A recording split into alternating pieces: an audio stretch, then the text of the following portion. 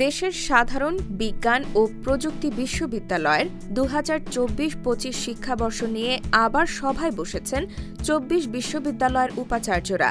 আজ মঙ্গলবার 4 ফেব্রুয়ারি সকালে জিএসটি গুচ্ছভুক্ত বিশ্ববিদ্যালয়ের উপাচার্যদের নিয়ে ইউজিসির অডিটোরিয়ামে গুচ্ছভুক্ত সমন্বিত ভর্তি কমিটির 32তম সভাটি শুরু হয়।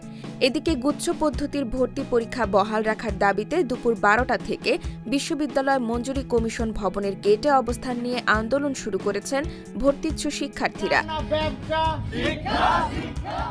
রেজলিউশন ফর জিএসটি ব্যানারে আন্দোলনরত শিক্ষার্থীরা বলেন, আমরা দীর্ঘদিন থেকে আন্দোলন করছি, কিন্তু ফলাফল আসছে না। আজকে ভর্তি সার্কুলার না আসা পর্যন্ত আমরা এখান থেকে যাব না। আমাদের বারবার আশ্বাস দেওয়া হলেও কোনো ফলাফল দেখছি না। আমরা ফলাফল না আসা পর্যন্ত আমরা আন্দোলন চালিয়ে যাব।